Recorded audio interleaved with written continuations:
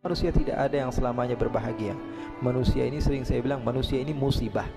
Kita diciptakan ini udah musibah. Artinya siap-siap buat sedih, siap-siap buat susah, siap-siap buat nangis, siap-siap buat merengek. Hari ini ketawa, besok kita nangis. Besok kita nangis, besok lagi kita ketawa. Ini manusia. Jadi tidak ada kosong daripada musibah.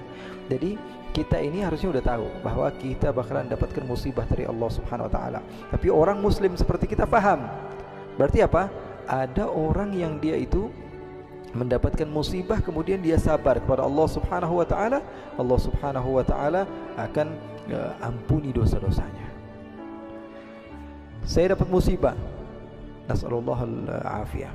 Misalnya salah seorang di antara kita dapat musibah, kemudian kita katakan alhamdulillah, alhamdulillahilladzi la yuhmadu ala makruhin siwah.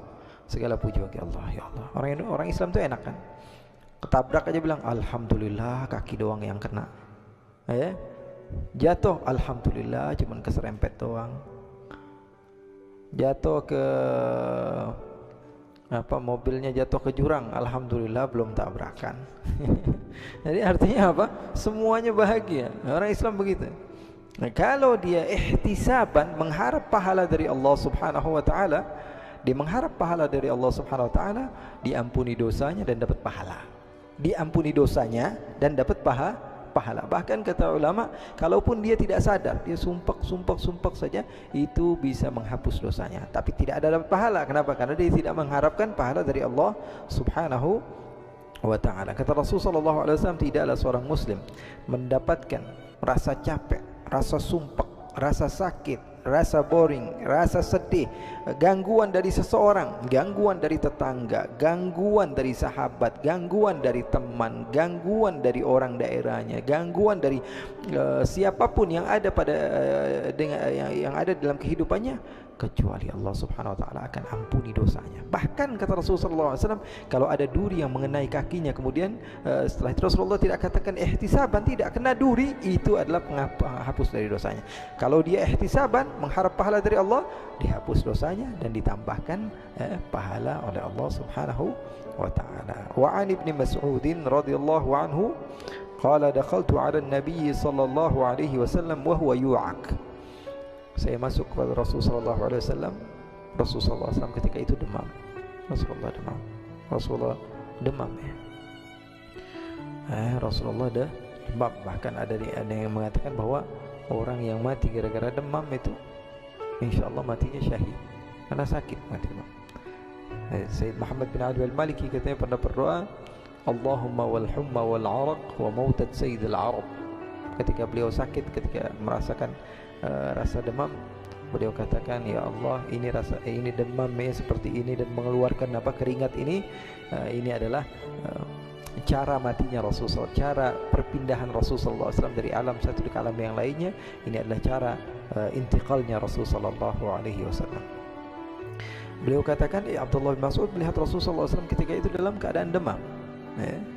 Min fayhi jahannam, kata Rasulullah, innal humma min fayhi jahannam fabriduha bil ma'. Demam itu datangnya dari mana? Panas dari neraka. Maka dinginkan dengan air, karena api itu mati sama air. Makanya kalau ada yang demam, banyakin minum air. Banyakin minum Yang ngajarin siapa? Rasulullah sallallahu alaihi wasallam. Jadi kalau ada orang baru berbangga mengatakan bahwa ini obat segala macam, Rasulullah sudah ngajarin, ada di dalam Bukhari. Rasulullah SAW katakan apa? Min fayhi jahannam fabriduha bil ma'. Rasulullah ketika itu sakit demam. Maka Abdullah bin Mas'ud mengatakan, ya Rasulullah, innaka tu'aku wa'kan syadidan. Kata, ya Rasulullah, sepertinya aku melihat engkau demam sudah tingkat tinggi ya Rasulullah. Qala ajal inni u'aku kama yu'aku rajulani minkum. Kata Rasulullah, betul, saya merasakan demam ini seperti yang dirasakan oleh dua orang dari kalian, double sekaligus. Nah itu yang saya rasakan sekarang. Rasulullah, boleh enggak sakit demam? Boleh, karena itu khafiful marad. Seperti akidah yang kita yakini bahwa wajaizun fi haqqihim min aradi bighairi naqsin ka khafifil maradi. Boleh bagi seorang nabi itu sakit, tapi sakitnya enggak boleh berlebihan. Demam boleh enggak? Boleh.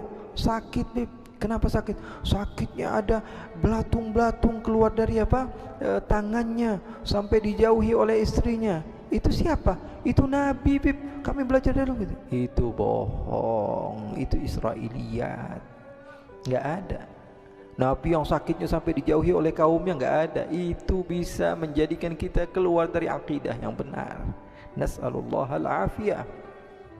Jangan sampai percaya gitu. Nabi ada yang buta, nggak ada Nabi yang buta. Nabi yang buta nggak ada. Ya, Nabi yang buta nggak ada. Nabi yang sampai sakit keluar belatung atau misalnya sampai dijauhi oleh kaum-kaumnya, itu nggak ada. Itu Israiliyat. Itu bikin-bikinan orang.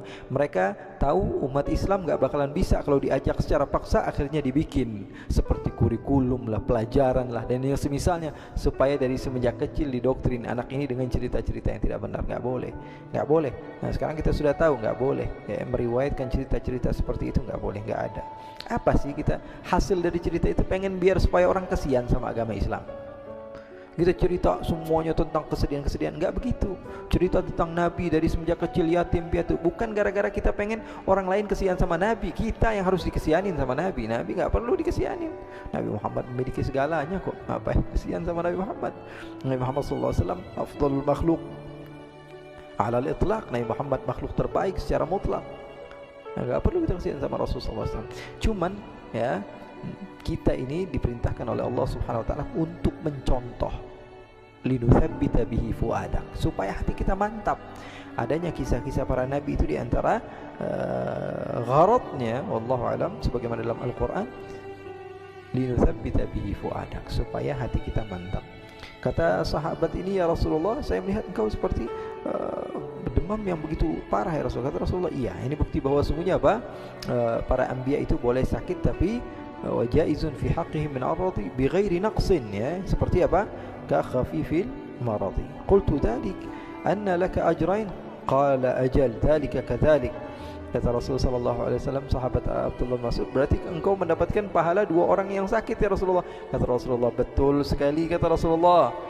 Karena sesungguhnya kata Rasul sallallahu alaihi wasallam, tidaklah seorang muslim mendapatkan musibah, adza, gangguan, hatta syaukah, kata Rasulullah, walaupun duri yang mengenai, oh duri kecil begitu kena, kalau kata orang Palembang kesubenan, masuk kayu sedikit itu ke dalam kaki atau ke dalam tangan, sakit, apa namanya bahasanya, naon, kasura, kasura eta ya.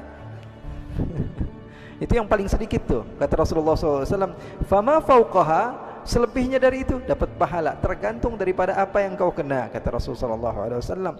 Kata Rasulullah SAW, Allah akan ampuni dosa-dosa, dan Allah Subhanahu wa taala jauhkan dia daripada Allah Subhanahu wa taala akan ampuni kesalahan-kesalahannya, dan Allah Subhanahu wa taala akan angkat dosa-dosanya, seperti ketika pohon itu menjatuhkan dedaunannya. Itu kata Rasulullah sallallahu alaihi wasallam. Mudah-mudahan Allah Subhanahu wa taala berikan kita kesabaran, ketabahan, dan Allah Subhanahu wa taala ampuni dosa kita. Tahu kok muka-muka kalian tuh muka-muka banyak musibah nih, kelihatan dari mukanya tuh sedih terus. Sama seperti saya, setiap manusia itu saya katakan apa, musibah. Tapi sekarang sudah tahu, setiap dapat musibah kita dapat dari Allah Subhanahu wa taala ampunan, dapat dari Allah Subhanahu wa taala. Apalagi kalau kita berharap pahala dari Allah Subhanahu wa taala, kita bukan hanya mendapatkan ampunan, akan tapi kita juga mendapatkan pahala di sisi Allah Subhanahu wa taala. Nah.